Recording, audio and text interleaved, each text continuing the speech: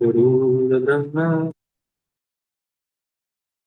देवो महेश्वर गुरुर्साक्षात् परब्रह्म तस्मै श्री गुरुवे नमः। त्वमेव माता च पिता त्वमेव त्वमेव बन्धुः सखा त्वमेव त्वमेव विद्या द्रविणं त्वमेव त्वमेव सर्वं मम देव देव। ये पंखा बंद कर दो।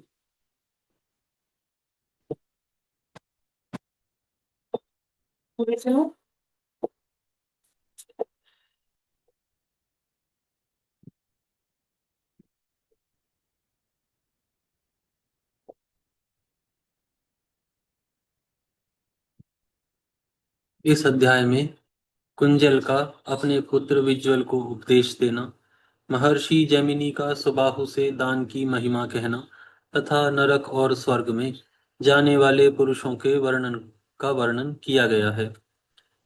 तदनंतर कुंजल ने अपने पुत्र विज्वल को उपदेश देते हुए कहा, बेटा, प्रत्येक भोग में शुभ और अशुभ कर्म ही कारण है। पुण्य कर्म से जीव सुख भोगता है और पाप कर्म से दुख का अनुभव करता है। किसान अपने खेत में जैसा बीज बोता है वैसा ही फल उसे प्राप्त होता है। इसी प्रकार जैसा कर्म किया जाता है वैसा हाँ सॉरी वैसा ही फल का उपभोग किया जाता है।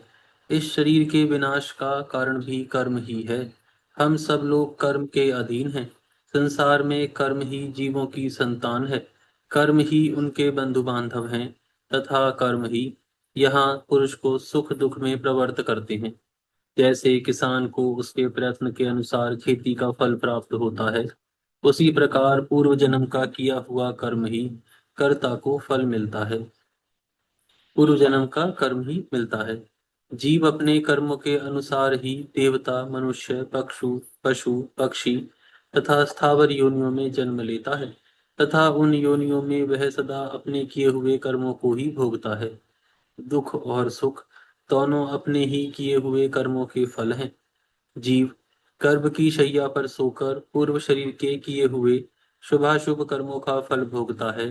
पृथ्वी पर कोई भी पुरुष ऐसा नहीं है जो पूर्व जन्म के किए हुए कर्म को अन्यथा कर सके। सभी जीव अपने कम सॉरी सभी जीव अपने कमाए हुए सुख दुख को ही भोगते हैं। भोग के बिना किस किए हुए कर्म का नाश नहीं होता। पूर्व जन्म के बंधन स्वरूप कर्म को कौन मिटा सकता है? बेटा, विषय एक प्रकार के विघ्न हैं। जरा आदि अवस्थाएं उपद्रव हैं। ये पूर्व जन्म के कर्मों से पीड़ित मनुष्य को पुनः पुनः पीड़ा पहुंचाते रहते हैं। जिसको यहाँ जिसको जहां भी सुख या दुख भोगना होता है, दैव उसे बलपूर्वक वहां पहुंचा देते हैं। जीव कर्मों से बंधा रहता है। प्रारब्ध को ही जीवों के सुख दुख का उत्पादक बताया गया है। महाप्राज्ञ, चोल देश में सुबाहु नाम के एक राजा हो गए हैं। जैमिनी नाम के ब्राह्मण उनके पुरोहित थे। एक दिन पुरोहित ने राजा सुबाहु को संबोधित करके कहा, राजन, आप उत्तम उत्तम दान कीजिए। दान के ही प्रभाव से सुख भोगा जाता है। मनुष्य मरने के पश्चात दान के ही बल से दुर्गम लोकों को प्राप्त होता है। दान से सुख और सनातन यश की प्राप्ति होती है। दान से ही मृत्यु लोक में मनुष्य की उत्तम कीर्ति होती है। जब तक इस जगत में कीर्ति स्थिर रहती है, तब तक उसका कर्ता स्वर्गलोक में निवास करता है। अतः मनुष्यों को चाहिए कि वे पूर्ण प्रयत्न करके सदा दान देते रहें। राजा ने पूछा, द्विजश्रेष्ठ, दान और तपस्या दान और तपस्या इन दो में दुष्कर कौन है तथा परलोक में जाने पर कौन महान फल को देने वाला होता है, यह मुझे बताइए। जैमिनी ऋषि बोले, राजन, इस पृथ्वी पर दान से बढ़कर दुष्कर कार्य दूसरा कोई नहीं है। यह बात प्रत्यक्ष देखी जाती है। सारा लोक इसका साक्षी है। संसार में लोभ से मोहित मनुष्य धन के लिए अपने प्यारे प्राणों की भी परवाह न करके समुद्र और घने जंगलों में प्रवेश कर जाते हैं। कितने ही मनुष्य धन के लिए दूसरों की सेवा तक स्वीकार कर लेते हैं। विद्वान लोग धन के लिए पाठ करते हैं तथा दूसरे दूसरे लोग धन की इच्छा से ही हिंसापूर्ण और कष्ट साध्य कार्य करते हैं। इसी प्रकार कितने ही लोग खेती के कार्य में संलग्न होते हैं। इस तरह दुख उठाकर कमाया हुआ धन प्राणों से भी अधिक प्रिय जान पड़ता है। ऐसे धन का परित्याग करना अत्यंत कठिन है। महाराज, उसमें भी जो न्याय से उपार्जित धन है, उसे यदि श्रद्धापूर्वक विधि के अनुसार सुपात्र को दान दिया जाए तो उसका फल अनंत होता है। श्रद्धा देवी धर्म की पुत्री हैं। वे विश्व को पवित्र एवं अभ्युदयशील बनाने वाली हैं। इतना ही नहीं, वे सावित्री देवी के समान पावन, जगत को उत्पन्न करने वाली तथा संसार सागर से उद्धार करने वाली हैं। आत्मवादी विद्वान श्रद्धा से ही धर्म का चिंतन करते हैं। जिनके पास किसी भी वस्तु का संग्रह नहीं है, ऐसे अकिंचन मुनि श्रद्धालु होने के कारण ही स्वर्ग को प्राप्त हुए हैं। नृपश्रेष्ठ, दान के कई प्रकार हैं, परंतु अन्नदान से बढ़कर प्राणियों को सद्गति प्रदान करने वाला दूसरा कोई दान नहीं है। इसलिए जल सहित अन्न का दान अवश्य करना चाहिए। दान के समय मधुर और पवित्र वचन बोलने की भी आवश्यकता है। अन्नदान संसार सागर से तारने वाला हित साधन तथा सुख संपत्ति का हेतु है।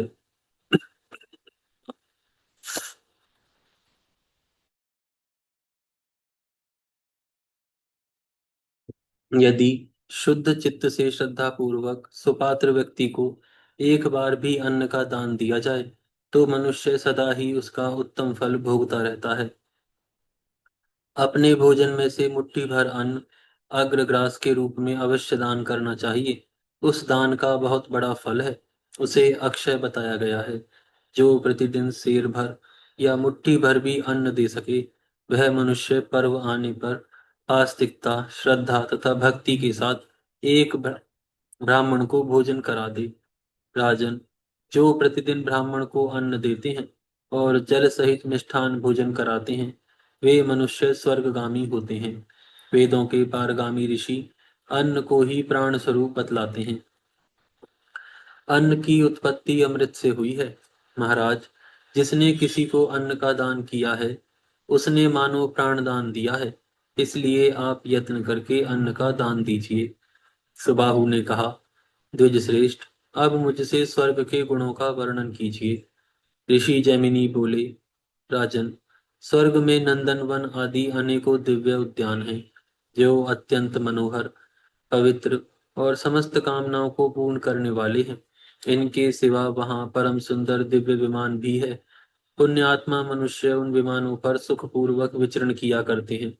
वहां नास्तिक नहीं जाते, चोर, असंयमी, निर्दयी, चुगलखोर, कृतघ्न और स्वाभिमानी अभिमानी भी नहीं जाने पाते।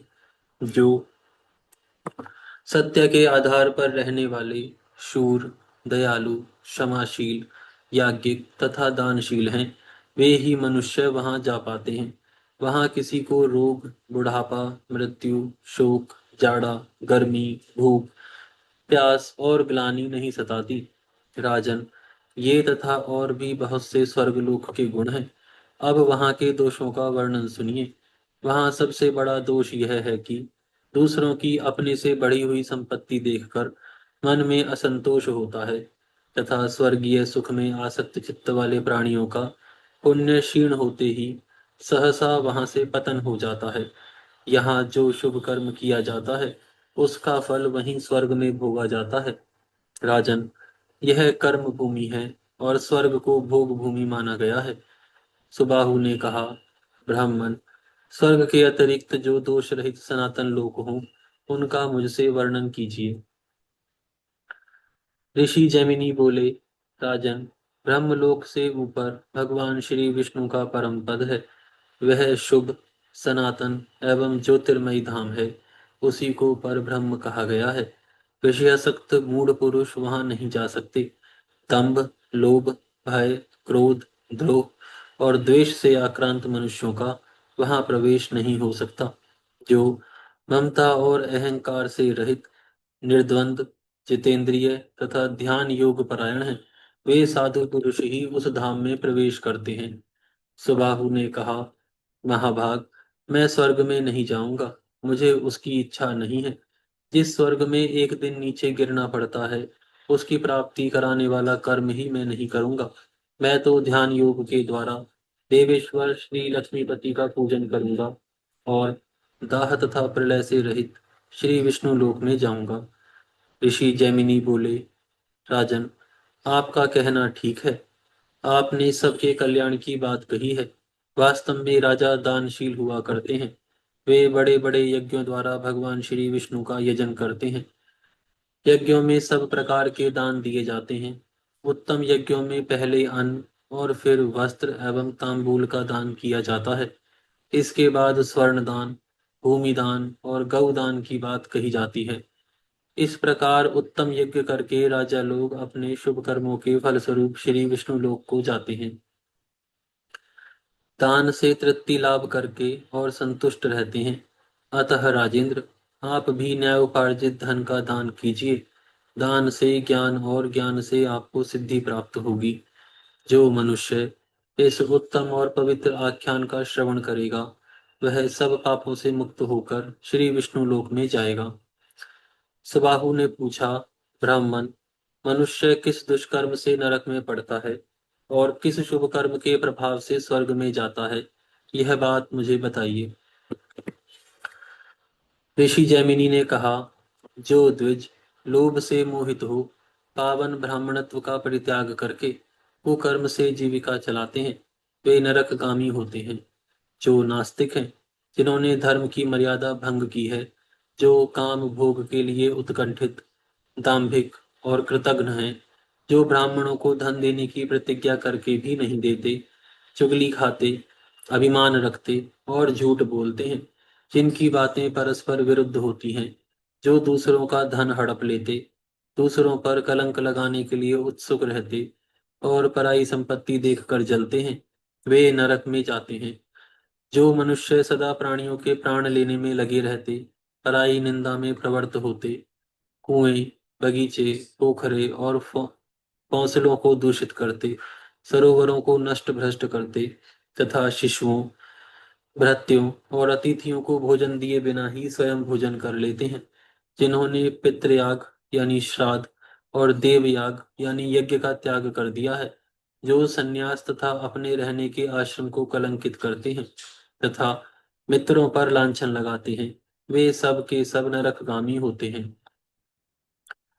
जो प्रयाज प्रयाज नामक यज्ञों, शुद्ध चित्त वाली कन्याओं, साधु पुरुषों और गुरुजनों को दूषित करते हैं, जो काठ, कील, शूल अथवा पत्थर गाड़कर रास्ता रोकते हैं, काम से पीड़ित रहते और सब वर्णों के यहाँ भोजन कर लेते हैं तथा जो भोजन के लिए द्वार पर आए हुए जीविकाहीन ब्राह्मणों की अवहेलना करते हैं, वे नरकों में पड़ते हैं।